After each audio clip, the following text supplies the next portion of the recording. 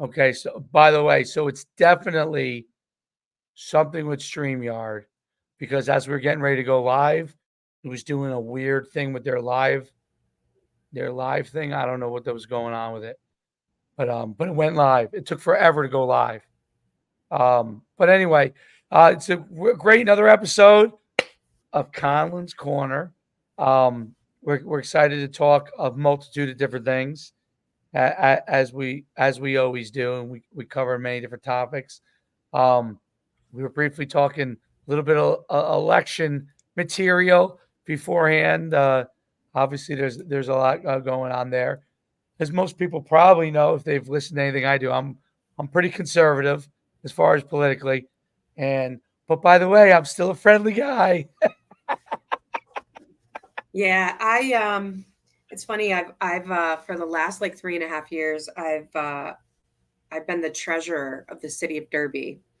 So I was an elected official. I recently had to just resign because I moved out of Derby, which has been kind of weird because I've lived in the valley like my whole life. I find myself to be very moderate. I'm very in between. There's a lot of topics from one side that I agree with, and there's a couple from the other. So I always love. I'm very like I don't lean too far right and I don't lean too far left either. So I feel like I'm like a perfect blend. I've usually always been independent, but I had to be a registered Democrat to run um, in the city of Derby to be treasurer. So don't throw eggs through the computer at me. I'm actually very very moderate, very moderate. Yeah, well, local elections. People don't realize that local elections usually whatever political party you're in, it doesn't really necessarily have anything to do with what your national or federal, or even statewide, your political affiliation would be outside, because local elections has a lot to do with what will get you elected in that town, that which is very different than what might be like a national thing. People don't realize that though. People always think that like, oh, they ran as this. I've met many people that were like ran Democrat locally, but they were actually Republicans, and it's interesting. But yeah, local politics and federal politics are two different things. But Well, yeah, what people don't realize is like the local elections are.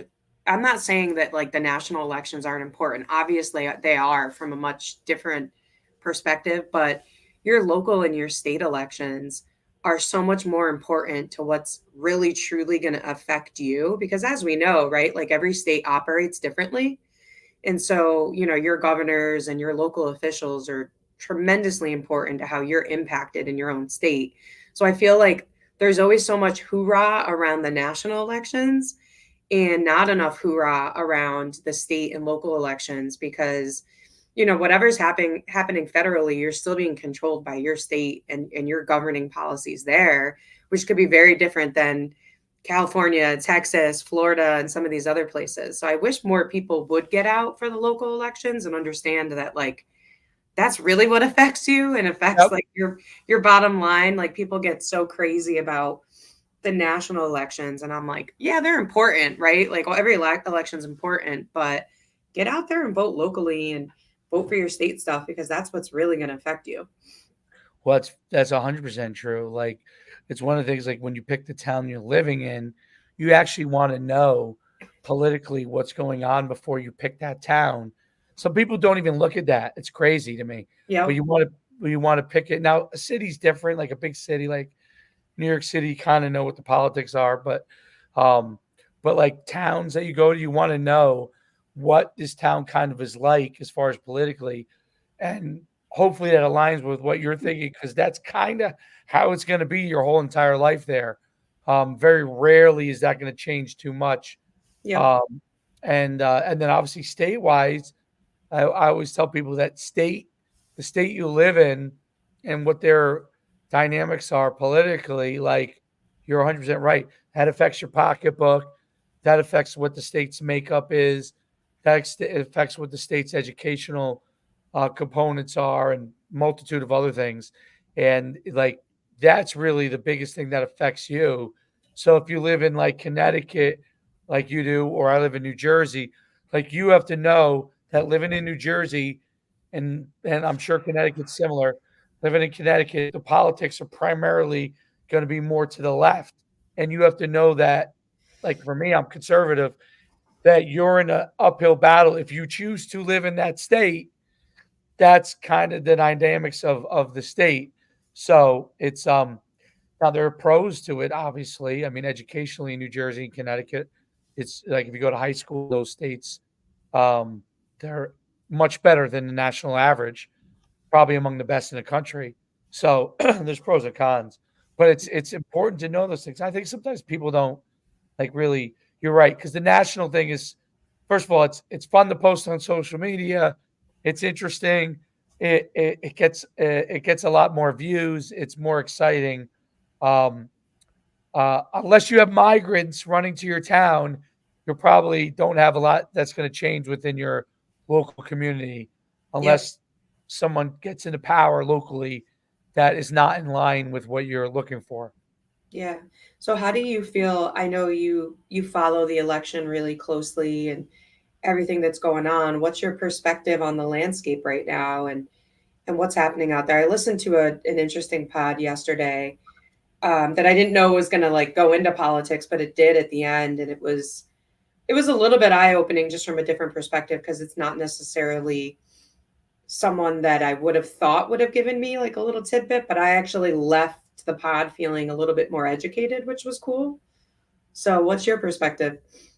So there's a few things that are like important, like to me personally. So kind of quick background, like I grew up Democrat family. Um, like my whole family were Democrats. Um, my father was a lifelong Democrat. His parents were, my mother's an immigrant, um, so they were lifelong Democrats. But everybody shifted basically in the 2000s as things started to change differently. So, like, I like to say that like I didn't really change my values too much. I feel like the Democrat Party changed their values and what was important to them. So people might say when I say my values that I change, I don't know. But the way that I look at it is that they change dramatically. Like I think of the Democrat Party more of like the party of John F. Kennedy, of like true liberalism, trying to give people an opportunity to succeed, trying to uh, get to fight for equality. I feel like the Democratic Party now is very concerned with equity, which is different than equality. So that to me is a little bit different shift. I think that um, they're much more concerned with a lot of identity politics stuff.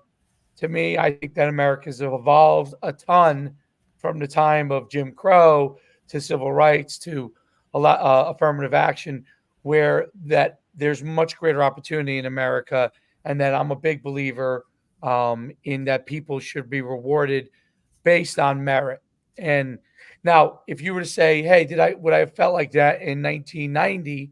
I would have said, "Yeah, maybe my viewpoint would have been different in 1990 on that, because I think America was going to a different place." So, like when I was going to college, graduating high school, I graduated in '92.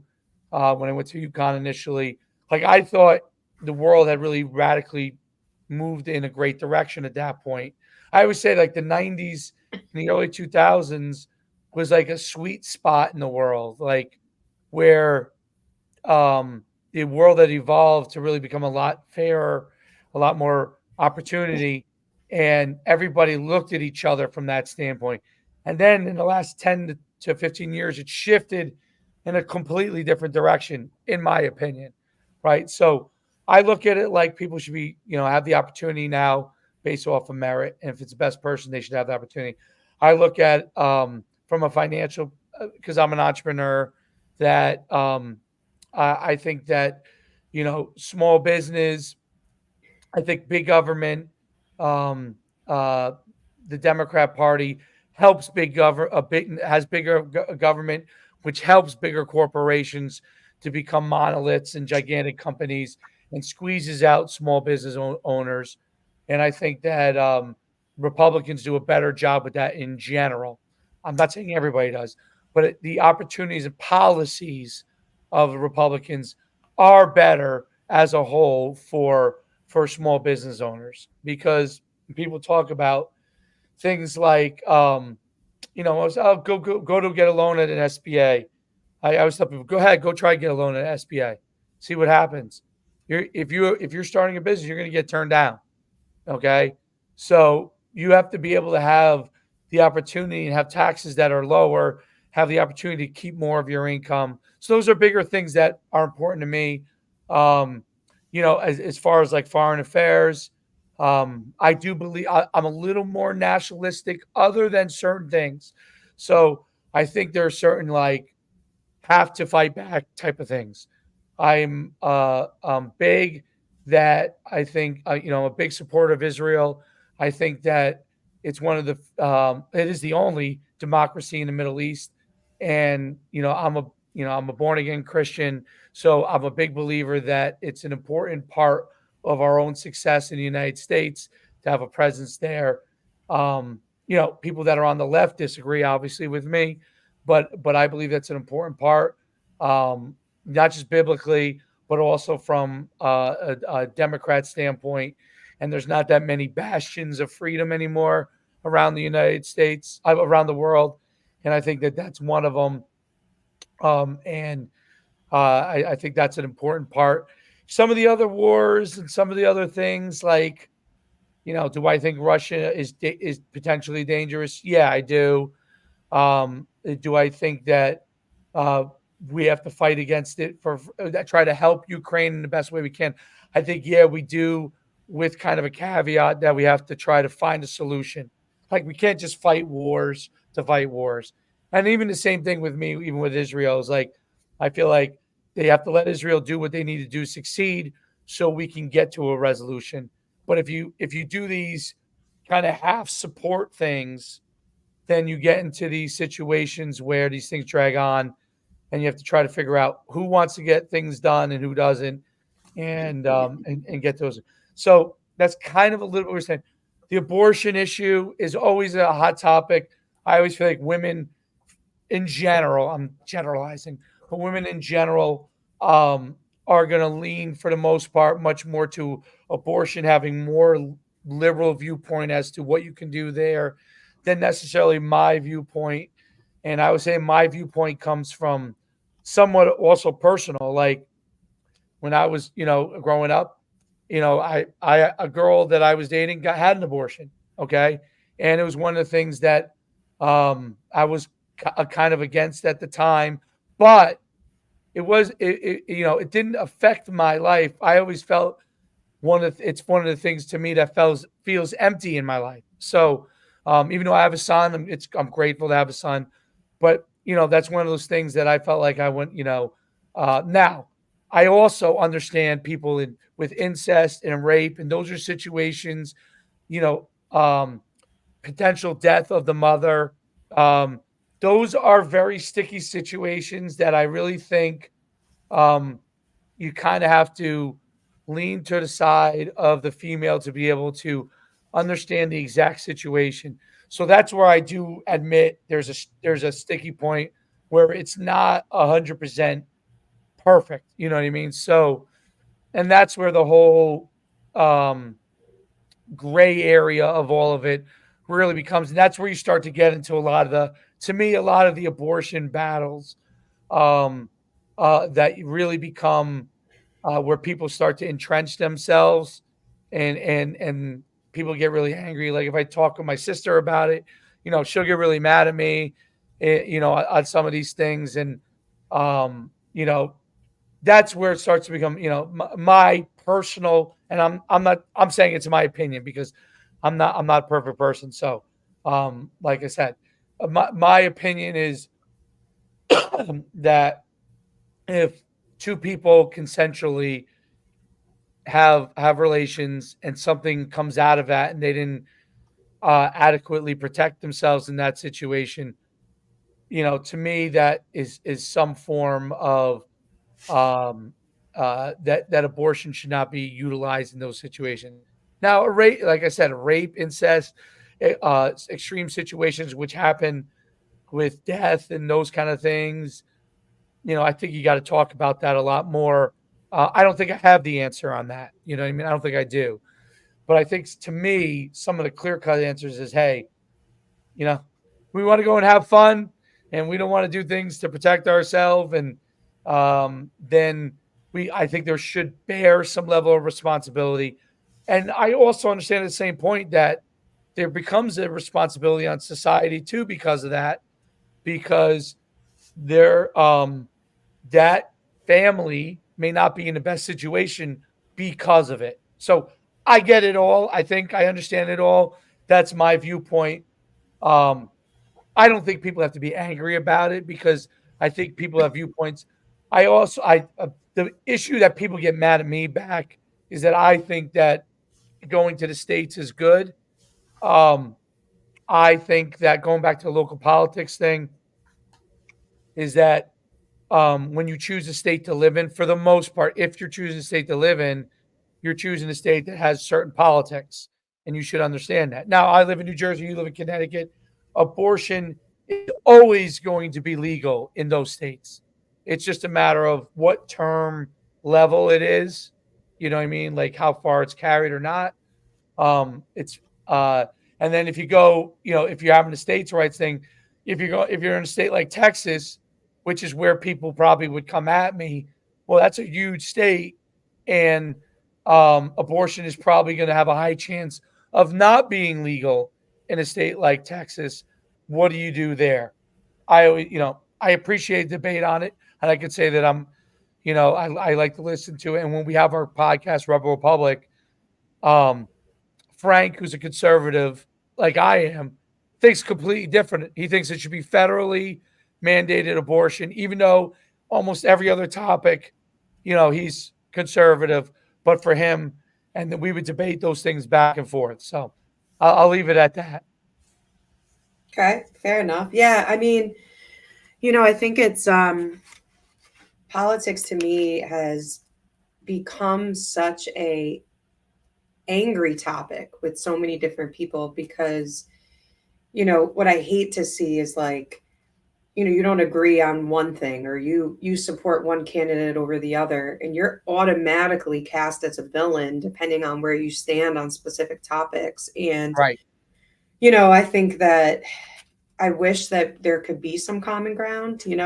I don't get too much into the abortion topics personally. Being a woman and I was raised Catholic. Mhm. I'm in a same-sex marriage, so Right. I'm already kind of cast away from that standpoint. Although Catholicism has come a long way, even with that, and their different beliefs, and the Pope has come out with different things.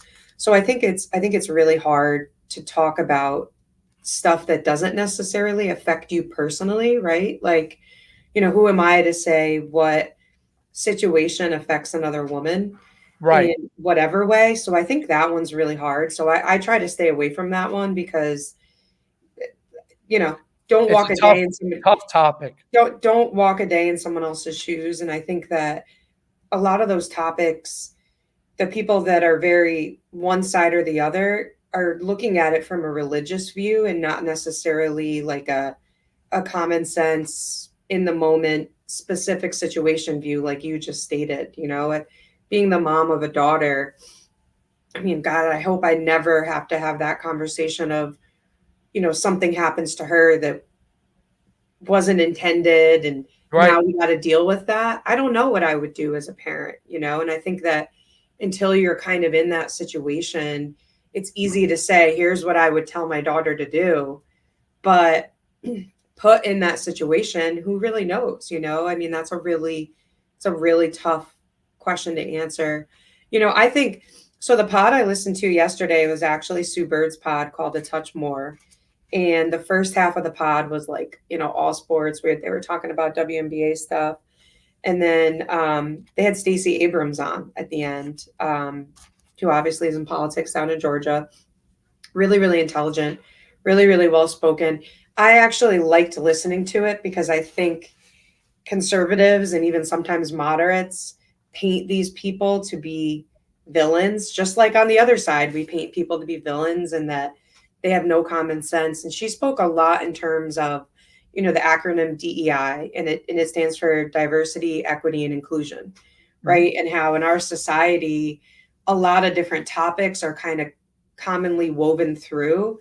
And I do think from a conservative and a Democrat, because I don't think everybody on that side does a good job of making sure that they all are, consistent with that, is if you're going to say that we want everything to be diverse, that we want everybody to have equities, right? So the ability to participate and then the inclusion of being able to participate, it's got to kind of be consistent through all things. And I feel like what we're seeing throughout politics right now is that it's not consistent. We're kind of picking and choosing when we want things to be diverse, equitable, and True, inclusive. true. And they spoke a little bit about, transgender youth and sports and things like that. And it's like, well, we want people to be able, we want diversity, right? And we want everyone to be able to have equity, but we don't necessarily want to include specific groups of people. And I've gotten into conversations with people about how I feel about transgenders participating in sports and things of that nature.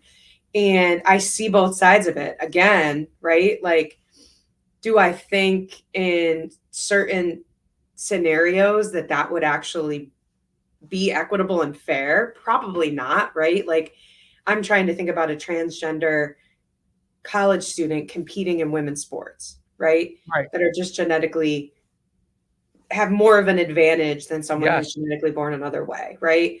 So I have that now.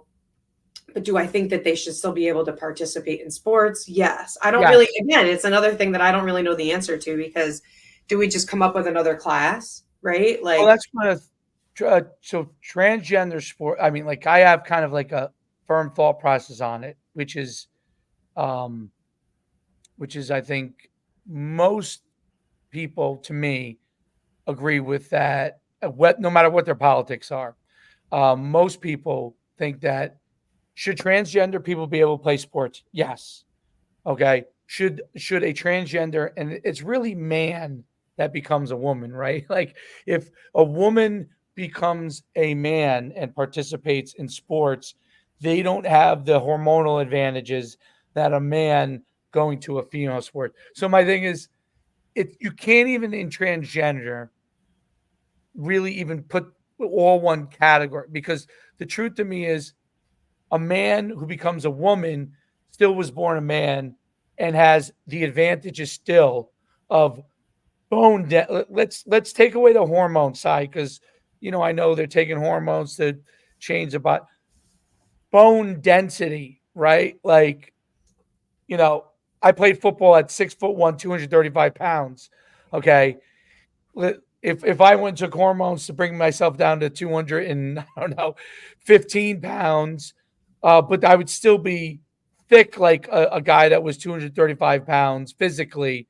At 235 pounds as a man, I had abs. I had abs. Okay, very rarely would you see a woman of that same size be built in the same way, right? Because it's just a matter of. So if they go and become a woman, the issue to me is, and you can tell me your thoughts. My always thoughts is Title IX. One of the biggest things it's about Title IX was giving women the opportunity to play sports. Okay, equal opportunity to men to play sports. So, for example, you go to University of Connecticut, and we have 100 football players on scholarship. And if there was no Title IX, you wouldn't have a mirroring of those number of scholarships on the females. You would just have 100 less scholarships because there is no female quote unquote football right now, right? So that's what Title IX is great about.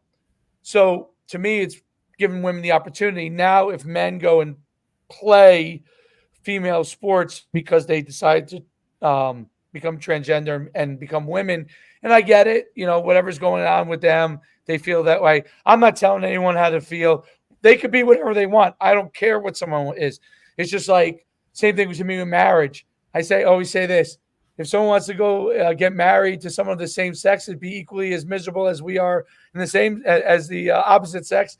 So be it. Go have fun. No, I'm kidding. But Yeah. that's to me that that's not my job to tell someone who they want to love, who they want to marry, right? Um, so same thing with someone that wants to change there. But when it comes to competition, then to me that becomes an issue because there's a potential advantage, um, and I think that becomes look swimming. The advantage is they're going to win. If they were a good male swimmer and now they become a female swimmer, they're an elite. They're going to win. Where it becomes an issue is you play basketball, you play maybe I don't know rugby, you go and play physical sports. So now it's not even just um, athleticism; it's actual physicality where someone else could be injured. Okay. And volleyball was the example that was used a lot recently because you see these clips of someone spiking and it's like, they pointing that as examples. Well, that's kind of a small example to me, but it's when you start to get the physical, like what obviously you play basketball, right? You're getting back down, you're a guard, you're getting back down by a 6'4" guard that was once a man, that's now a woman. Decent player as a man, now becomes elite player as a woman, 6'4", 200-pound male, former male guard. That's going to be a physical issue, right? It's one thing to lose a 100-meter dash. It's one thing to lose in swimming, which is not good to me. But it's another thing to then get beat up. Boxing, UFC, right? Those things we've seen have clearly been difficult situations where there's a lot of arguments on what are we doing here. So I do think they should be able to play sports. Your question is very valid. What category do they go into? Because there probably isn't enough competitors yet within the transgender space. I don't know what it'll be like in 20 years, but right now there isn't as much. And that becomes the $50 million question. My one answer, which is not a perfect answer, because there's actually still many more of these people. But if you look at people that are handicapped, okay, and you have the Paralympics, and what they've tried to do, because in the Olympics, Paralympics, or even locally in some of those Special Olympic events, you may not have a ton of competitors in one event, but they are all competing still.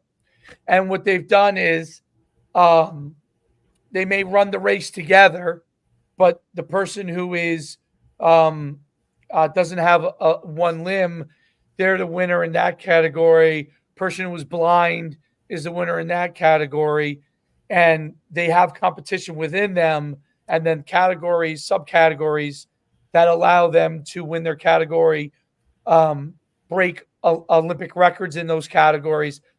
I think that's eventually where it's going to go, wants to become enough athletes in transgender, but um, but I get it. It's difficult. It's I think when they started wheelchair basketball, right?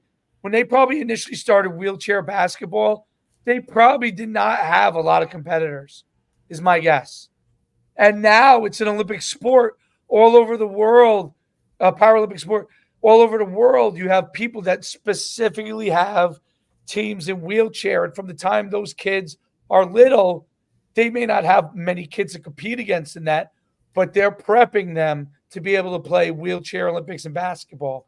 And I think it's a great thing. So I think we have to kind of start to think like not as to because you wouldn't expect a wheelchair basketball player to compete with a basketball player that's of able body, two arms and two legs, right? That wouldn't be fair. So, but maybe when they are young, they are playing there, and as they get to be have the opportunity to compete with their own category, when it becomes important for them, they are able to do that. And I think Special Olympics and Paralympics have done a phenomenal job of raising money, building avenues where literally when I was a kid, it was just beginning. Paralympics wasn't even a thing when I was a kid.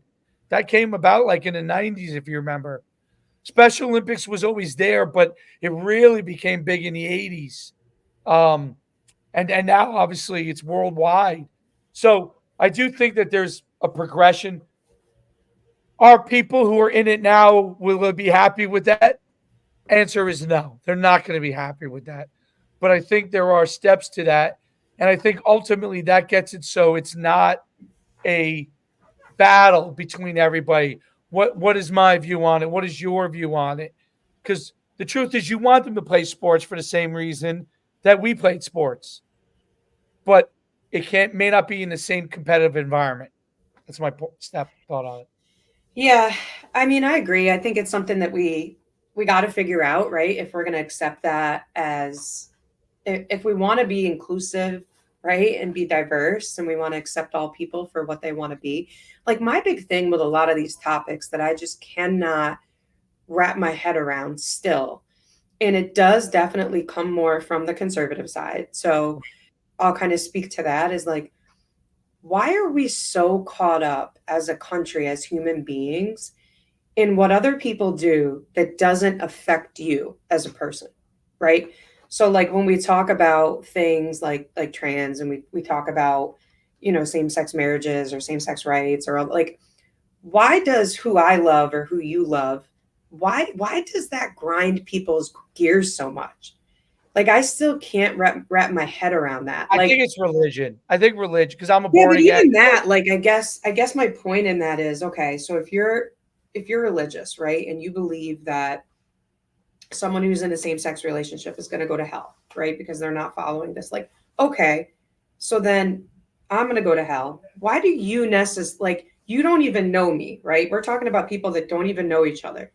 Why do you care so much I agree with that. about how it affects me? Like we get so caught up in this country, and it's like, and at the end of the day, here's the way that I look at it, right? And I've had this argument with people who are very religious, is like, all right, so if we go back into time, and I'll use Catholicism because that's kind of what I know, but I know this is true for other religions, right? With different deviations. So, you know, Jesus is born of the Immaculate Conception, right? So like let's try to wrap our heads around that for starters, right? So Right. we're gonna believe this, and Adam and Eve and all this other stuff, right? He brought in lepers, and he embraced them, and he embraced all these different groups of people that people were trying to shun out.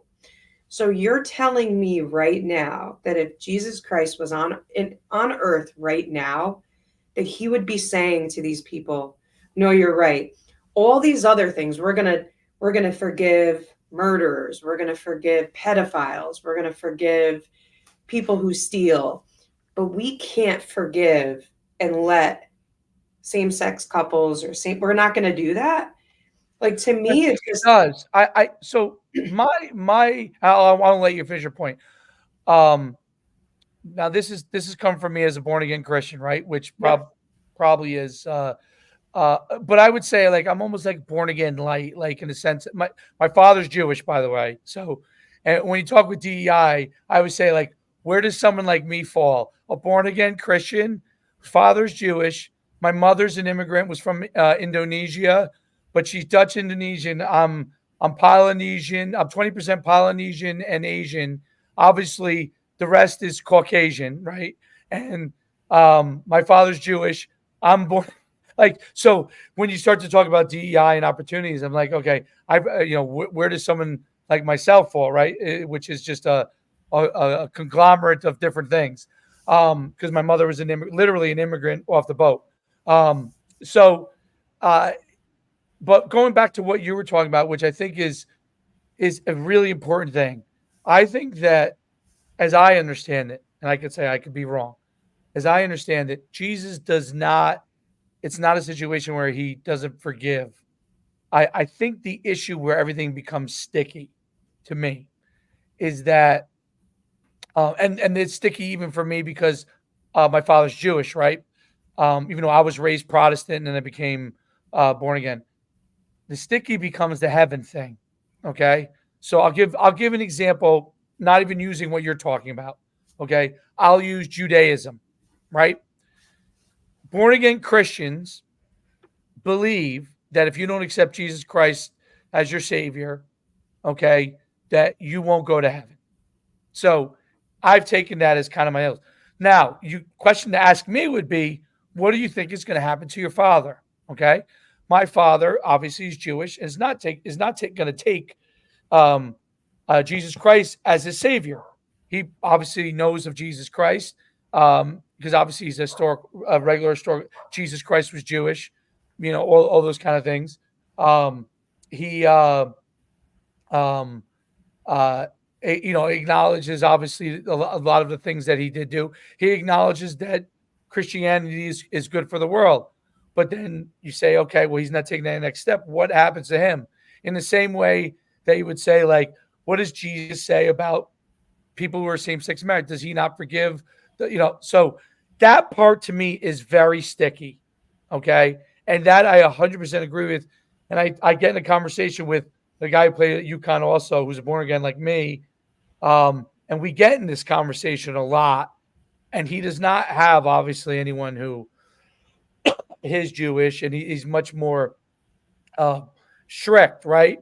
And really like would say, well, they all have to take Jesus Christ in their heart and go and take the path to be able to repent on those things, right? And I'm not sure where I stand on that. You know what I mean? So it's one of the things that's always been hardest for me. I only know that when I was became born again, it changed a lot of positive things in my life. And my father, who is Jewish, has said, like, that was one of the really good things that happened to you because you shifted a lot of the things positively in your life. I wasn't going out and, my only motivation wasn't going out and trying to chase girls and get absolutely as much money as I can get and party. Like a lot of that's changed kind of my thought. So those things were really good. So the question is like, can two things be true at the same time on this? Like, can something that helped your life and is going to set you on a right path also possibly be detrimental to somebody else in your thoughts as to with them? And my thing is, I don't know the answer to that. You know what I mean? Like, I understand that there is a level of, I don't want to use the word hypocrisy because people throw that around. I want to say confusion as to what would Jesus do. Yeah, I mean, I think confusion is good. I even would say that I find a lot of people's very stringent beliefs and what they're willing to forgive and overlook hypocrisy, right? Because Okay, yep, fair, because fair. I can go sit at church and I could be next to a registered pedophile, right? Now they're still accepting Jesus. I'm accepting Jesus. We both can repent, but my repent based off of what I'm repenting for is very different than that.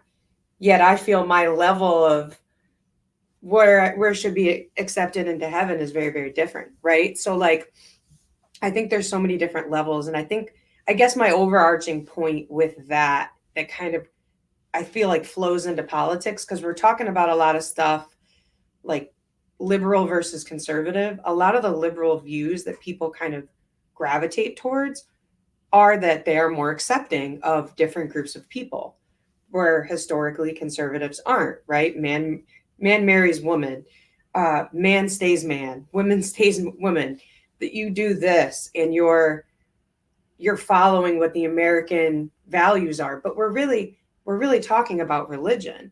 And so when we have in there as a right your freedom of religion and what you believe in, what you're telling me is you're saying that is something, but you're not actually acting like it is a right because you're trying to penalize and group people and exclude people based off of what that belief is, right? So it is a little bit of hypocrisy because you can't tell me, well, I have the freedom of speech, I have the freedom of religion. Okay, but if your religion doesn't match mine, then we're going to try to put you in this other bucket and not accept you, right? So, One of the things I do think that has changed in at least the conservative party versus the uh, Republican Party liberal, versus yep. Democrats is that's one of the things that I think that has changed. So if you're taking conservative party via, I don't know, maybe like before Reagan. I think Reagan may have began to change kind of a lot of the things that were important in a conservative party. But let's say before Reagan, you would say I would agree with you. And if I fast forward 40 years, I would say that it's shifting slightly. I'm curious your thoughts on this. So I think it's shifting a little bit differently. So I think this is my thoughts that more conservatives think a lot like I do. Okay, they might be religiously conservative.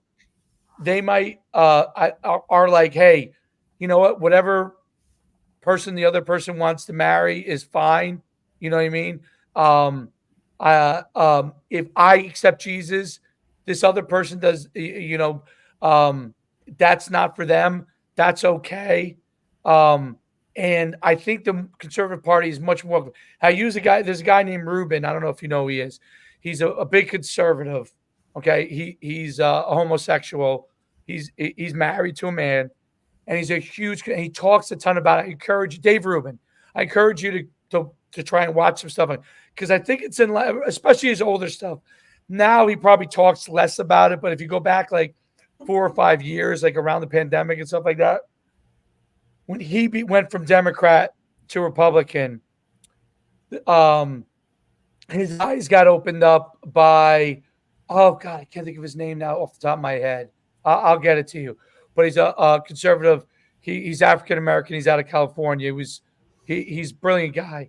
Um, and he was on his podcast to talk about him. And he was a Democrat at the time. And this guy was a conservative. And he wanted to battle him. And the guy kind of changed his mind and started to change his mind. So I think conservative parties, Republicans have gone a lot more to, hey, I believe this, but we want people who in general feel that we should be doing the right thing and treating people fairly. Okay. Now DEI is different to me than treating people fairly. I don't know if that makes sense, but that DEI is specifically grabbing specific groups depending off a certain parameters, right? And treat people fairly is everybody, no matter who they are.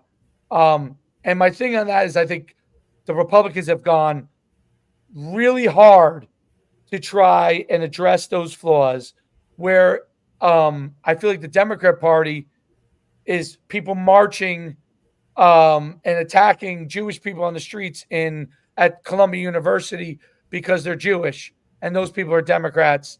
And some of them are saying they support Hamas, who are terrorists, and support Palestine. And then if you go ask them, what are you supporting? They don't even know what they're talking about. Well, So that's the biggest issue, right? Is lack of education, right? absolutely, Is people, and that's kind of basically what I was overarching trying to say is that I'm not saying that the Democratic Party is actually supporting all these groups and doing that, but it's kind of been the carrot that they dangle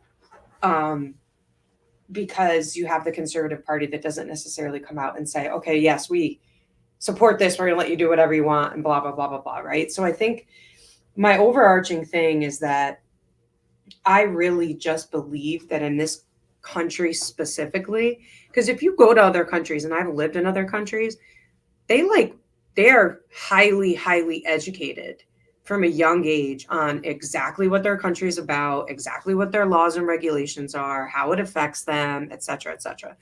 I feel like in the United States, we've become so polarized and divided into two separate parties that I think that most people that you would talk to from both sides would actually, the majority of people are probably really moderate, right? Like I agree with I this agree with on you. this side, and I I agree with agree. this on this side.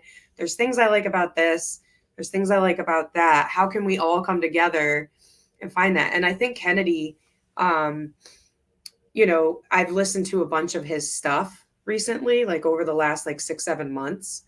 And I actually feel like he is very moderate, right? Like when you listen to his stuff, now obviously he's taken a stand and he's moved more to the conservative side for the So election. was Bill Clinton. Okay. Correct. Like Correct. I was a Bill Clinton, when I went to college, I was a Democrat, okay, because my family was, and Bill Clinton, I always thought was fairly moderate. He was from Arkansas, in order to get elected in Arkansas, okay, which is going to be a conservative place in general, he had to be fairly moderate to become governor there originally. Yep. Otherwise, he wasn't going to become governor as a Democrat. Okay. So he had to be fairly moderate. So that's the thing. So I feel like, listen, I feel like other than a couple of issues, like you would probably say fiscally, I'm probably pretty conservative. Um, Although I wish I lived my life conservative fiscally, but as far as my values are, um, because everyone seems to spend every dollar I get, uh, you know. But Which is it's most people, but right, which is most people. Um, but as far as some of the, like socially, like I was very socially like, hey, do whatever the heck you want. Doesn't matter to me. Like what I like to do is maybe different than what, and I think I'm still socially that way. What I think it is that that thought process has become less and less middle of the road. So like I feel like people on the left, and I would love at one point to like have like that talk with people that are much more to the left, right? Because you're in the middle. So someone who's much more to the left to say I'm wrong. But I feel like people on the left are like, no, you have to support DEI, or you are not a good person. You have to support this, or else you're not a good person, right? And to me, it's not about who's a good person, who isn't a good person. Like both sides probably have plenty of people that are great people. Both sides probably have plenty of people that are bad people, right? And um, and you're going to have that. And I would say in any group, race, ethnicity, you're going to have good people and bad people. It doesn't matter what group you're in. Okay, nobody's infallible from that standpoint. So, so you're going to have that. It becomes, do we which group blames for what, right? That's kind of what it's become. This group blames the other group for this. The other group blames this group for that. I think you're in a great place as far as from being a moderate because both parties want your vote, Maria. You're I the most know. you're the You know, most coveted asset in the world. and here's like, and the funny part for me is like, I've always been like this when I was since I was young. I think some of us like we all have to understand that we do have innate things that we were just, you're born with. Yes, of course, environment, circumstance can change you. I've always been like, love everybody, right? Accept everybody for who they are. If you want to make a decision that doesn't directly affect me or somebody that I love, that I don't agree with, I'm not really getting all up in arms about it, right? And I think Right. that's part of the point too is like I think sometimes on the liberal side if you're not getting up in arms about stuff, then you're not being a good enough liberal. And I think on the conservative side if you're not getting up in arms about certain stuff, you're not a good conservative, right? So for me I'm like, well, I'm in the middle because I am fiscally more conservative. I agree with you on that. There are a lot of things that on the conservative side that I agree with in terms of, foreign policies and all of this other stuff. But there are some domestic and some socially, I'm a little bit more liberal, right? Right, right. I would actually say that's one of, I don't want to say it's the only thing that I'm more liberal on, but it's the one that comes up in conversation the most. But at the end of the day, do I really feel like social stuff is impacting our federal government? I don't. I just really don't. And I just would love to see us get to a point in this country where we stop worrying about what other people are doing that doesn't affect us personally, right? Like why doesn't that bother you? Well, I don't know because it's not it doesn't affect me. Why do I care? Go live your life. Right? We're all here. We're all making our own decisions. We all have to deal with the consequences at the end of the day and at the end of the road and wherever we believe we're going afterwards is your prerogative. So I never get into a lot of different conversations of like I'm not here to change anybody's mind, right? Right. I'm not here to change your belief system. I'm just here to accept you for who you are. And if you're someone that I don't want to be around because of a certain belief or because of the choices that you're making, then it's my prerogative not to be, right? Like I'm I not think that I think, believe it or not, that has become more of a conservative. I know it's going to sound crazy. That's become more of a conservative view than a Democrat view. Well, that's what my dad says, right? So my dad Right. is very similar to you. Like, so if you have a conversation with him, he was raised Democrat, Right. right? And he says that the conservative party is like the old Democrats. Like it's Correct. kind of, and I don't That's see what my that as dad much. thinks too. I don't see that as much because I wasn't old enough back then to live through that regime. But I think that what I hate about politics right now, and this is my overarching thing, and then let's talk about something more fun for a second. Um, This is fun. yeah, I know you love it. I hate talking about politics and I hate talking about religion because they're I'm just always teasing you. sticky I'm points. teasing you. And you're never gonna listen, you're never gonna please everybody or agree with Right. everybody. But what I hate right now is how divisive both parties have made everything that's going on. And both are responsible in their own ways for that Sure. division. I don't think it falls on one or the other. And I hate, like, you can lose friends, you can lose followers, you can lose, like, Yep. so I stay very gray, and not because I'm afraid to take a stand either way. It's because I've just always seen both sides, right? Like, there's always, like, I always say, in a truth, there's one person's story, there's the other person's story, right? Somewhere in the middle is probably the truth, right? Right. And so I just kind of live my life that way of kind of just trying to be inclusive, right? Like, why would we not all want diversity?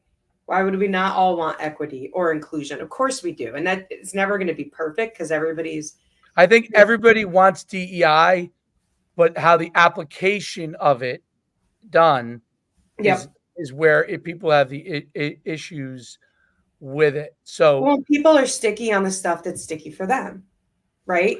I think well, I mean, I'm a meritocracy person, right? So if you're a meritocracy person, that's just in general best performer, right? So if you're talking job performer, like if you were um this happens a lot, obviously, in education.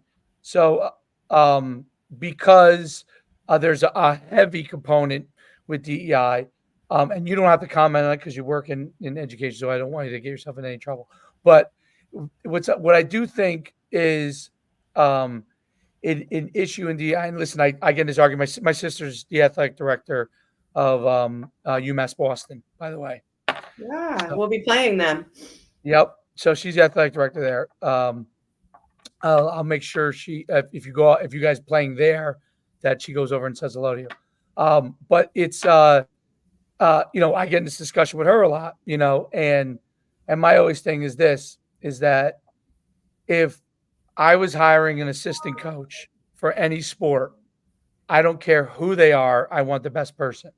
So that's always been and almost every coach would say the same thing, right? Um, and I wouldn't want someone jammed down my throat for any reason, whatever the reason is, son of somebody, because they're African American, whatever the reason is. I want the best person, right? So if that best person happens to be black, great. If that person happens to be the son of someone that's an image, great. If it's not someone like that, great. But I don't want someone jammed down my throat for a specific reason. I want to be able to choose the very best person, and that's just my thought. But it really isn't um, anything for me, just me, anything other than that. And I think that if you operate large levels like government, eventually, if you operate it where you have to choose somebody for certain reasons, eventually you will make a mistake. Okay. And you just hope that that mistake is a small mistake, not a big mistake. And that to me was where potentially you could go many, many years with it being completely harmless. Nothing bad happens. But if you do it in a situation, I'll use the military, for example. Military, choose the wrong general for that reason. Okay. That to me is dangerous to foreign policy, right? Um, and so that's kind of some of the things that I look at from that standpoint. Outside of that, I really don't. I agree. Like diversity is great. Diversity of thought is great. Different opinions are great. It makes you better in a company, in a work environment. But it doesn't have to be diversity just because of how they look. You know what I mean? Um, Yeah, I think you hit something really important, and I 100% agree. Like, I'm really big on like who's the best person for the job, right?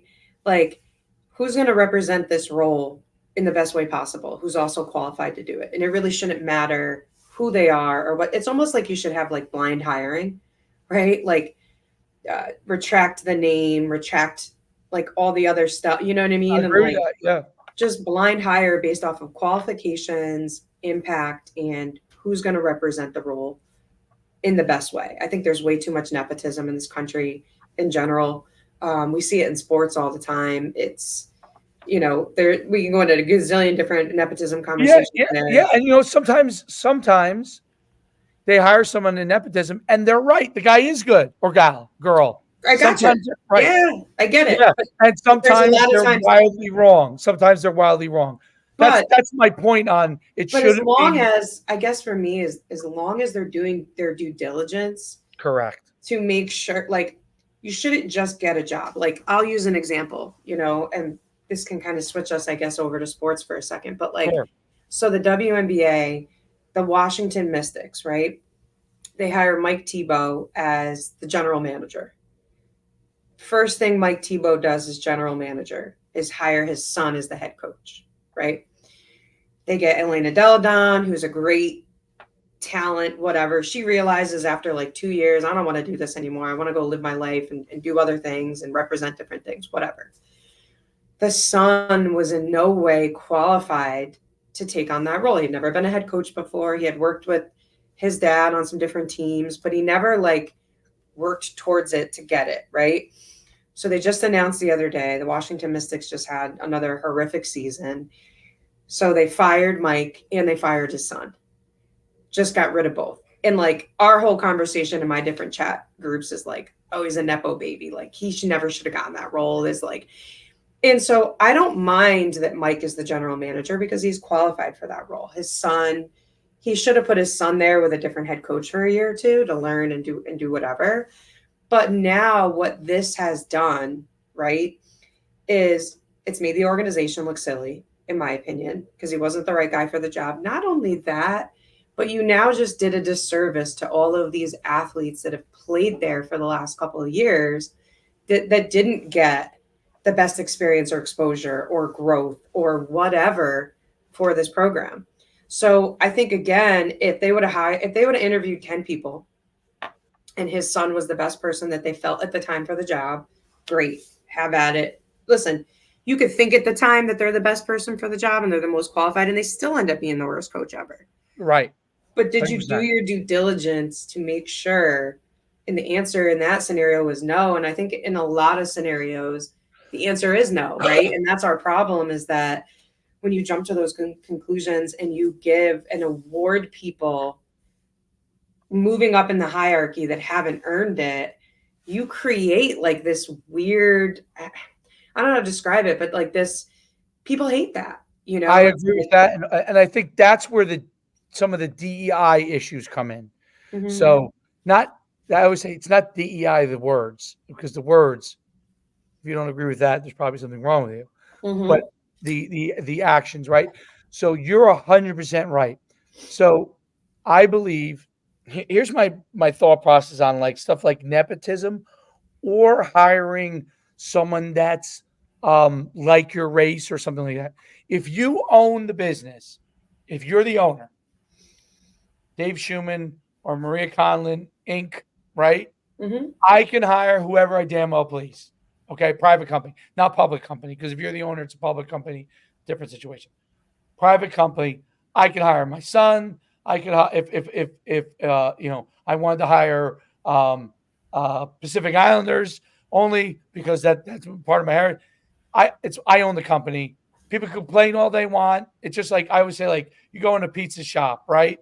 And a lot of times the guy who's been there for 50 years, he wants his son to take over the business. A lot of times he doesn't want to, but they have the son working there or the family working there. They eventually take over the business.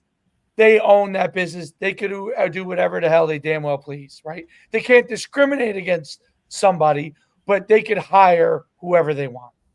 When you're in a company and it's owned by somebody else, so if Maria Conlon owns the Mystics and she's the owner of it, and you hire a general manager and he takes it upon himself, maybe without your consent, to hire a family member, and that affects my business, there's an issue there, right? So that I 100% agree with. And I think in those cases, if you do think your son is the best person for a job, okay, or if you want to go out of your way to hire someone that is less qualified for some reason, whether it's race, ethnicity, nepotism, any kind of reason, right? Because you Yep. wanted to advance somebody, you should have a search committee that is with you, as far as that's an independent search committee that says, okay, here are the guys who we think are maybe more qualified to hire, but we're okay with you hiring this less qualified person for these reasons. And if you choose to hire that less qualified person, know that these are the concerns we have, and we will tell the owner these are the concerns we have. And if he green lights to hire, he green lights to hire, right? I think Yep. that's a much better way to handle it, because that way, okay, a search committee went through. Now, maybe they think the person that you want to hire is the best person. Great. That's easy. But if they don't, and you still want to hire that person, that should go up to the person that's either the owner or the person who is the CEO, right? So they know the reasoning behind it, because they could have that sit down, because you in that case, that person is going to be fired probably a lot quicker if it doesn't work out than 2 years. It's probably going to be 6 months, right? So um, so I think that's a better process. That would potentially solve someone's decision. And I think the person hiring probably would have done what you said, would have said, you know what, you're going to be an assistant for 2 years.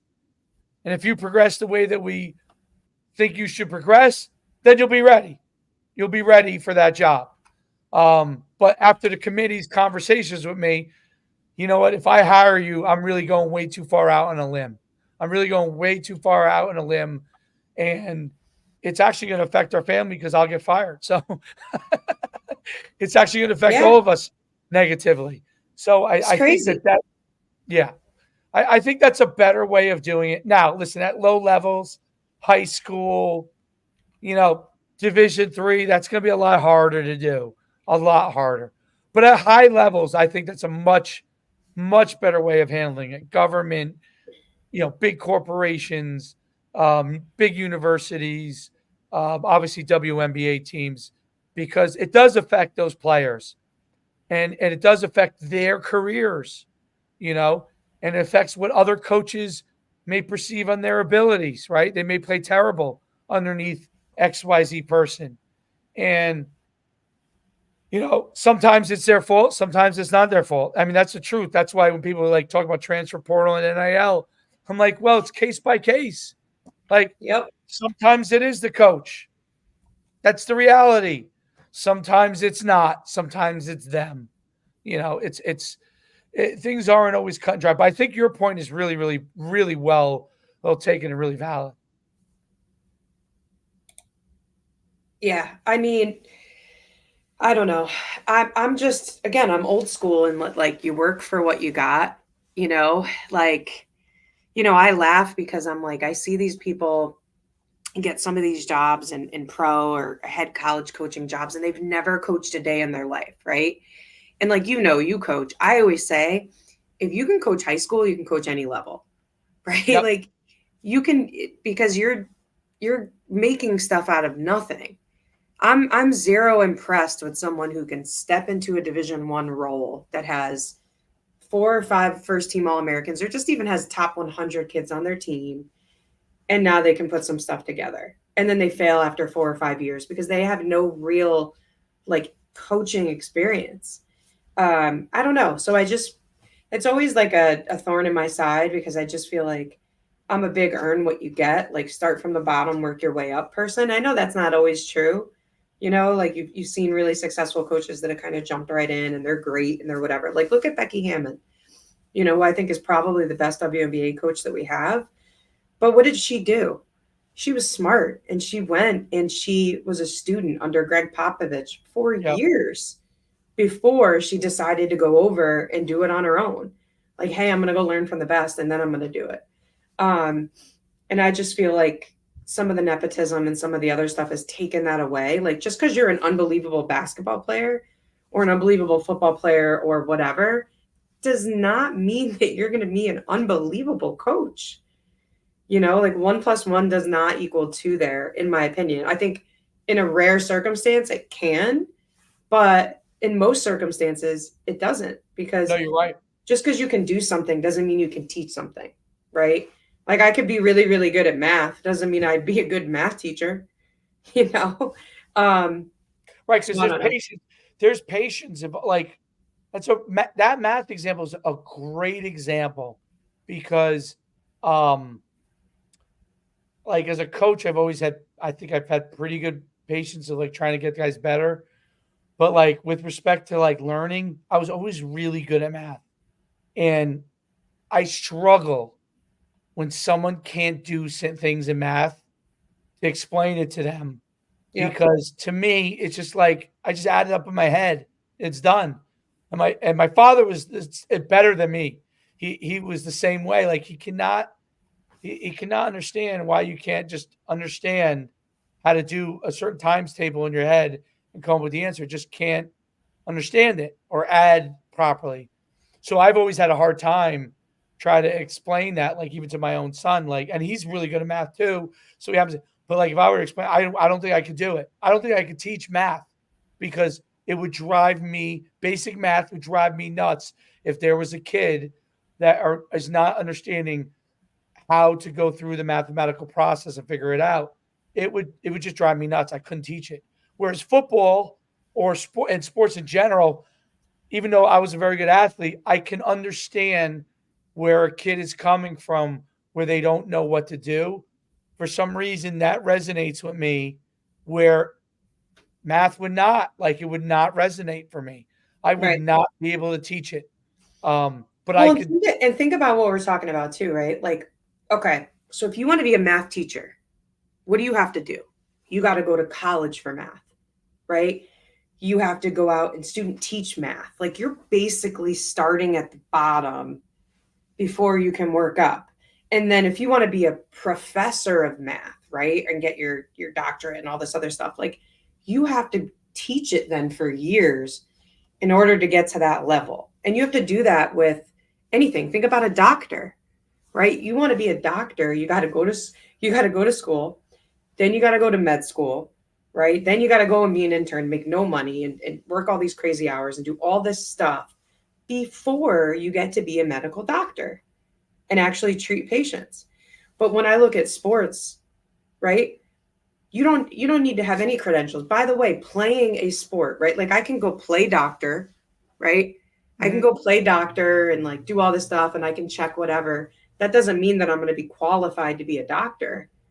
So in sports, we've kind of gotten to this point where your qualification is the doing of it, not the actual like application of teaching and growing it, right? So for me, I'm like, I can't under I can't understand it. Why Like is you it have to not? student I teach, Yeah, I right? wonder if colleges have not. Maybe I guess it's pretty close to being its own industry. Meaning like it's every school has obviously sports. I'm talking about high school level. Every college has sports, and a lot of those jobs are more and more becoming full time. I'm not just talking about the highest level where they are, but even at the Division three, more and more are going to become full time. That's always going to continue to grow. Obviously, there's in professional sports and Division One sports. Besides coaching, there's all these other roles that are really important, right? I always wondered why no university has said, I'm going to make coaching a major, sports coaching specifically, not coaching because there's life coaches and all this stuff. I Well, mean, yeah. sports coaching, And a they try to get around it, right? Because they'll do like you could take a leadership course, right? Or you could take a psychology course, which yes, you need all of those, have some knowledge of some of those things to be able to deal with it. But that's kind of where I'm going at with this is that for almost every other profession out there, you have to go through testing and trial and error and start from the bottom with student teaching and mentor underneath other people and watch what they do before you can go on this runway yourself. But for some reason in the sports world, it's good enough just to say, hey, I played 4 years of college basketball. crazy. Like, and like, listen, I'm not saying he won't make a good coach, right? But I laugh at like the JJ Redick thing. Right, Like, right. like he was a rec coach who had a podcast, who was an announcer, who is now the head coach of the Los Angeles Lakers. Make it make sense. Now, he could end up being one of the greatest coaches of all time. Yeah. I don't know, right? And he's I'm, LeBron's friend. He's yeah, friends with LeBron. in That's time, fine. we will figure that out. But how do you substantiate that as a hire? Like, show me the granular work that he had to put in that makes him qualified to now run this organization from a coaching perspective. So I think your point on like, why is that not a major? Because I also believe, right? I think that if you can coach one thing, you can coach almost anything. And what I mean by that is, I don't mean the technical stuff. Like, if you put me on the sidelines as a football coach, I'm not going to necessarily know Right. like what plays and all of that. But I can coach, I can motivate, right? I can lead. Now, the technical aspect of it, I'd have to learn. But where do you learn those things that I just mentioned? Like how to resonate and relate to kids. How do you deal with parents? How do you deal with this and that and all? Like there's so many different layers to being a coach and running a program that I think we're missing the boat somewhere on that, right? Like there's just got to be, and that's why a lot of There coaches should are be losing their jobs. even if it's so like people who do like mechanics or guys who are electricians, right? They don't go necessarily to a 4-year college. They go Yep. to electrician school. They go to They go to a um, tech school, they learn the trade. even if you were to look at coaching from that aspect, there's still nothing even there. So No, that's the amazing thing. So like even electricians and mechanics, okay, which is an education that is not required to go to college, even they have schools that they have to go to and get certified on before they could go and touch any car. Period. End of story. Like even look, when I was an NFL agent for 6 years, I had to take their course, okay, and study their materials and pass their test with a certain score in order to be an NFL agent. And then I also had to apply at each state that I was going to practice being an agent at. If I represented you in Texas, I had to be an agent in Texas. Okay. So I had to apply for that. So I had to apply for those licenses beyond that, right? Have I, the only license you ever have to apply for as a coach, which is the funniest of all, is substitute teacher. If you're not a teacher, you have to be a substitute teacher to be a coach. You never teach, obviously. You just have you right? coach. It's one of the craziest things. Or we need your teaching certificate.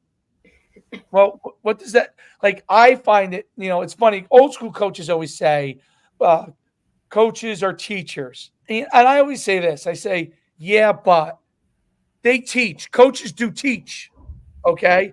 But a classroom is very different than a coach.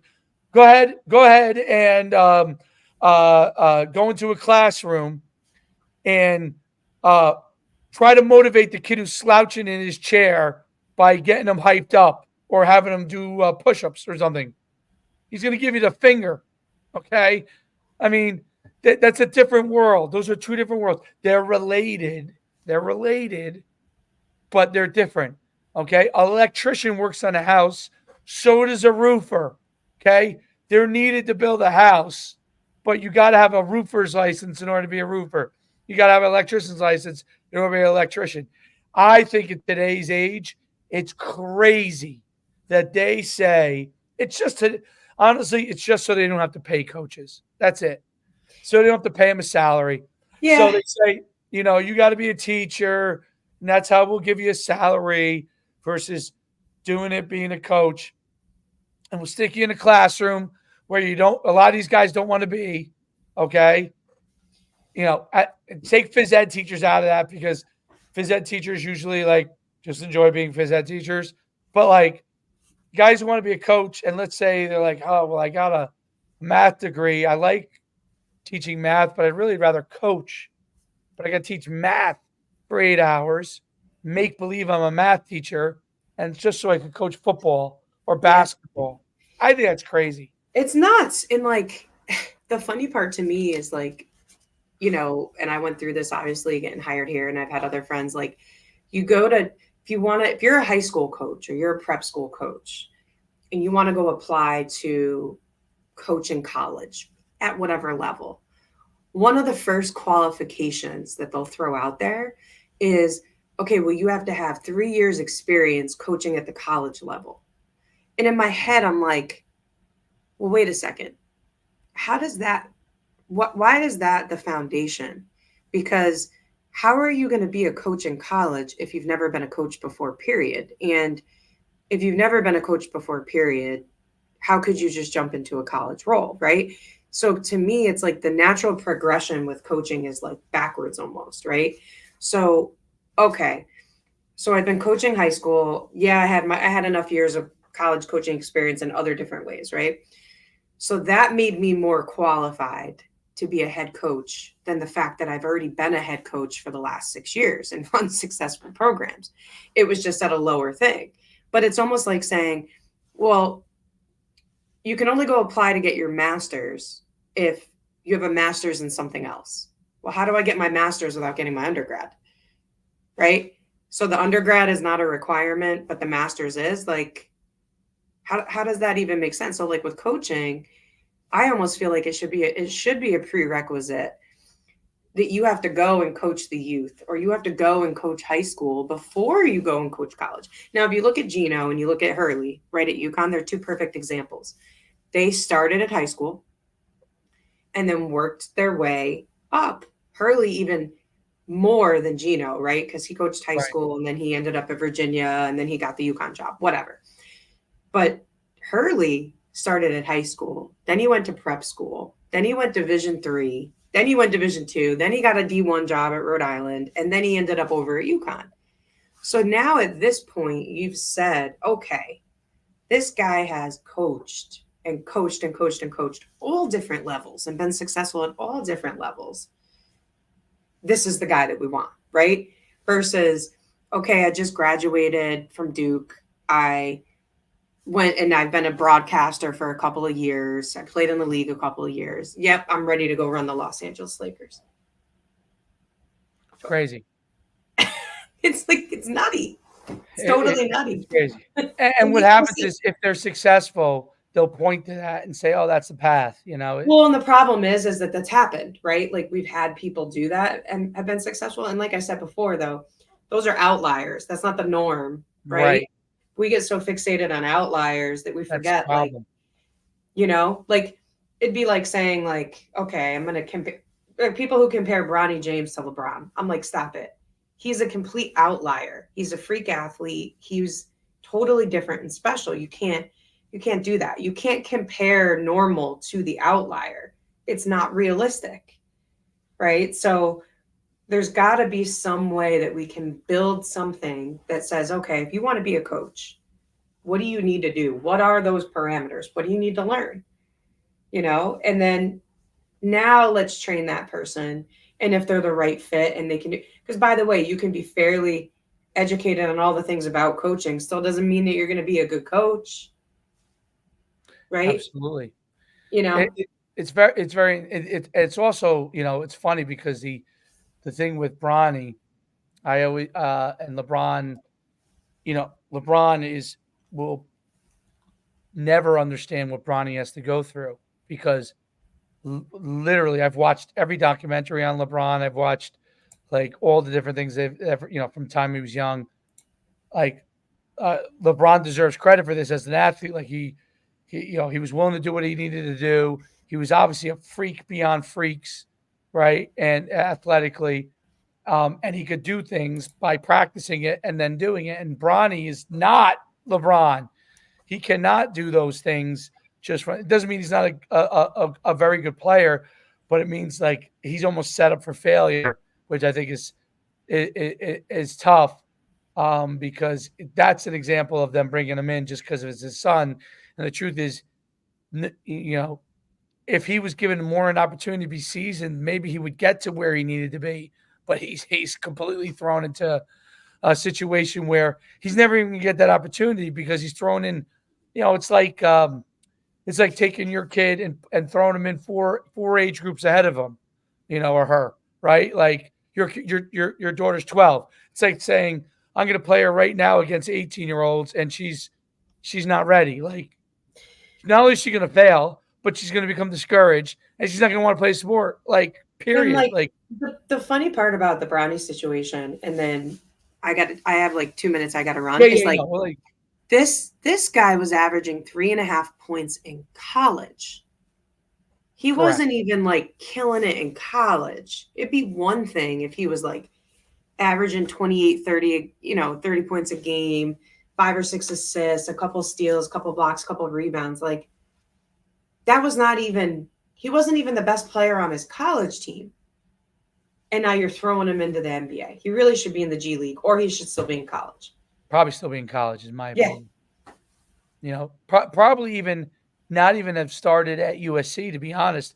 Like he would have been an example of a guy who should have played at like UC Irvine for 2 years. And if he dominated, now you go over to USC and then he can dominate there and then go to the G League, then the NBA. Like that would be his path. But his path now is like, I just, but you're right. There's a lot more of that now. And that's also the issue when I think we start to cloud like what our process is like. And I agree that coaching, it's time for coaching to have a standard educational system to be a coach, whatever their path is, because it'll make better coaches. Honestly, I think you'll have a lot less coaches that will fail for extraneous reasons versus losing. Like getting fired because you lose, that's probably the only reason why you should be getting fired as a coach, right? Because you're not quite able to get your guys to win. You shouldn't be getting fired because you're organizationally terrible or you don't know how to recruit or you're hiring incorrectly or you don't know how to deal with parents or you don't know how to deal with players. Like that could be learned. That's the thing. Well, it could. Now it doesn't like listen, coaching is all of those things, which is the sad part, right? Like you do have to be able to do all of that stuff. And the problem is again, that's why if that was a curriculum that people could learn, right? Like it's easy to learn that stuff. So learn it before you become a coach, because a lot of the stuff that we know makes great coaches, you kind of learn on the fly, right? Like you're thrown into a situation and you either sink or swim. You go to recruit a kid. And by the way, coaching specifically in college is not just about winning or losing anymore. It's about retention. It is about recruiting. It's about raising money. I only disagree with that because of the environment that we're in. Right. So think about that. Before, yes, it was that black and white. You won, you stayed. You lost, you leave.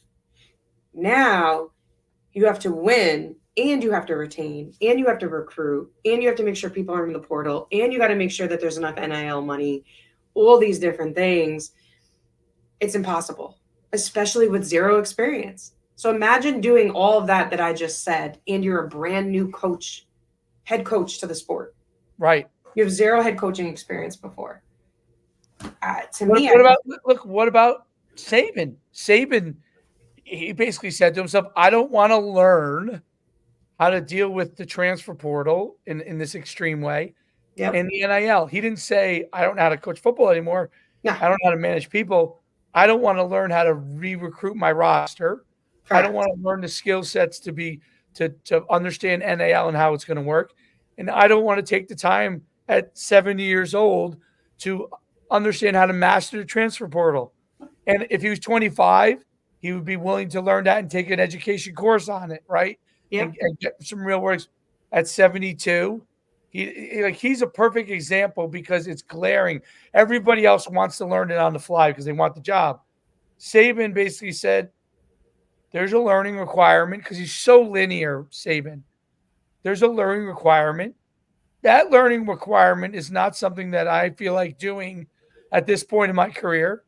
I'm not going to do it. I'm And not I'm going to telling you, I said this last week. I think we're going to see more and more of that because it's just becoming too much. Yep. Jeff Hafley, who's good, I'm good friends with, um, went to the NFL, left Boston College as their head coach. He Yep. did not want to deal with it. He did not. He did not want to do. He just went back to the NFL. He was in the NFL before. He went to Ohio State for one. Thought he wanted to be a head coach of college. Went back, Ohio State to be DC, and then went to Boston College. And then when the transfer portal and NAL became the thing, he just didn't want to do it, man. He's a young guy. He might be younger than me. I think he's a few years younger than me, and he's a young guy. And he's like, I'll just go back to the NFL. I know what that animal is. I Yep. coach my players. I'm the DC. I coach them. I scheme. That's it. I coach. You know. But you're right. Now, Maria, the key for you before I let you go is you're going to develop the curriculum I'm going to add another job to my other and, six. and the business, and I'll be your president and develop that structure for you. Once you develop everything on I there, mean, listen, I'll come on board with you. it's not a bad idea. It would Is it? take a lot. It would take a lot of It would focus take a lot. groups. Um, It would take resources. It would take yeah. you need to bring on a big investor that's willing to ride losses because you're gonna Yep. have losses for a while. Yep. But I actually think eventually, yes, 100%. Eventually that's actually a gold mine because so many of these young guys, we interviewed one on this other podcast I do with this guy Derek, that's a coach at high school, and we interviewed a student assistant at a Division I school, and oh no, Division II school. I'm sorry, and he was talking about how he decided to become a coach. He got hurt, and he was like, I love football. I want to coach." Literally, he's been a student assistant for like 2 years. He is doing on the job training. There's a lot of those people now that want, but if there was actually a place for them actually to go learn without them having to for free, you know what I'm saying? They're coaching for free. Yeah. There's no degree at the end of it. There's no guarantee at the end of it. They're there hoping at some point it turns into something, So there's a Think way. about how Anyway, much more attractive these kids would be yes. to hire if they had just gone through. And I don't think it needs to be a 4-year track. I think to your Nope. point, it could be like a tech school type degree or like an associate's type thing. But like you have an associate's in coaching. What does that mean? Okay. So you're educated on strength and conditioning, you're educated on nutrition, you're educated on social media, on all the different technical things, budgeting, fundraising, NIL, transfer portal, right? Now, some of this stuff, if you want to be a high school coach, who cares? You don't need it, right? But why not be educated on all of it and let it trickle down, right? Parent, difficult conversations, understanding that like you should never be alone with an athlete having a difficult conversation. Like, like that's one you don't want to learn on the fly, right? Because you could put yourself in a really how to set boundaries and expectations. And then, okay, now you learn the overarching thing of being a coach. Great. What sport do you want to coach? Okay, now that's the next part of the curriculum, right? Yep. I want to coach, but I want to major in football. Okay, cool. And now you partner with coaches on campus or coaches near you, right? On, okay, well, who wants a student assistant? And they start off like basically being a manager, right? And now you can teach them how to break down film. You can teach them how to do personal development for positional stuff. Like, how do you learn all that stuff if you're not like, because a head coach, like I take the time to teach my assistants, but like most head coaches are not going to, they don't want to do that. They're just going to say, forget it, I'm going to do it myself. Right. What are they looking for? How do we get on synergy and pull scouts and do all this other stuff? Like, if that was an actual course and kids could learn this ahead of time, how much easier would it be to pick up these student assistants now that look at they're getting their clinical hours right in the trenches with the team. They're bought in, they understand how to deal with certain situations, and maybe they realize, okay, well, I don't like this coaching style, but I like this one. And they start to mold who they are as a coach for that next level. You know what else I think too? Your professor walks in and it's Nick Saban, or your professor walks in and it's Gino Ariema. Like legitimately, those are when these guys retire, those are things for them to do because they're all itching to do something. They can say whatever they want, you know, but they're not going to sit in the office that the university gives them and just hang out. Like Jim Calhoun couldn't do it. Like he turned around and started coaching Division III. They're like, hey, you're going to have this office. You're going to hang out. He turned Yep. around. He's coaching at St. Joe's, like, so you can give them an opportunity to do some really cool things, and The I, adjunct professors. absolutely. Like, you could even take some really qualified high school coaches that coached Yes. for 30, 35 years, right? And now they're teaching, like, what does that look like? What's the pyramid of success? What's your why? What do you want your values to be as a coach? What type of kid? What kind of offenses do you like? How do you figure out what that is? So I just think that is necessary at some point. I'm not saying that I want to tackle that personally because I No, just no, think, I know what you're saying. You're 100% right. yeah, There is zero doubt it's needed because you see, like, the coaching profession. There's a lot of glory in it. It used to be like in the 90s and 2000s. One of the reasons why I didn't go BJ when they asked me to, I was like, man, like, there's no real money in this. Like, and obviously I had zero foresight, but there's, what am I going to do this for? And and even my own coaches were like, dude, the life, you like, it's not worth it for the amount of money. Who would have ever known that guys would be getting paid 10 million a year? And look, they're talking about Deion Sanders, who obviously took an alternative path as a coach. Deion Sanders being the first $300 million coach. That's what they're talking about. So, I mean, 30 years ago, would you ever thought that would even possible? no. A coach would make And like, listen, it depending on the level, and I think that's where this can get dicey. But like, okay, so then maybe coaching is a minor. Maybe it's not right, even a major, right? Because if you only want to coach high school, okay, you, you're going to need another form of income, right? right, So okay, now you want to be an education major. My minor's in coaching. Perfect, great, right? Or I want to go into broadcasting, but I want my minor to be coaching, just in case, right? right. So I at least got the foundation. And you could do that with literally anything. Like, okay, I want to go into finance, but I want to coach high school basketball on the side. Okay, great. That's your minor. You know what, Maria? One of the things when you brought up broadcasting used to be like coaching one. So it used to be. That's why there's so many guys from Syracuse that are in broadcast because they were the first really university that did broadcasting as one of their majors. Now it's widespread, okay? Yeah. But Syracuse was one of the first because I remember in the like late 90s, I went to a school called Connecticut School of Broadcasting. I took classes there because I thought I might want to do broadcasting. And that was like the only thing around. But what ended up happening was university started doing what Syracuse did and having broadcasting because the industry grew so much. Production, not just being on air, but production, TV, obviously now internet, and coaching is the same exact way, going in the same exact direction. But broadcasting is a little similar. And this is the last thing I'll say, I Sure, promise, because you got people that are getting hired for broadcasting gigs that have zero broadcasting experience. Like listen, I love Tom that's Brady. true. He's a great quarterback. He is horrible Agreed. broadcaster. But of course he is because he has just because he was a great quarterback and he knows the game doesn't mean he's going to make a great analysis of the game live on television. He has no training in it. But again, it's the same thing. It's like, oh, but it's Tom Brady. It's going to jack up our ratings. Really? All I do is hear about people bitching about how horrible he is as a broadcaster. 100% right.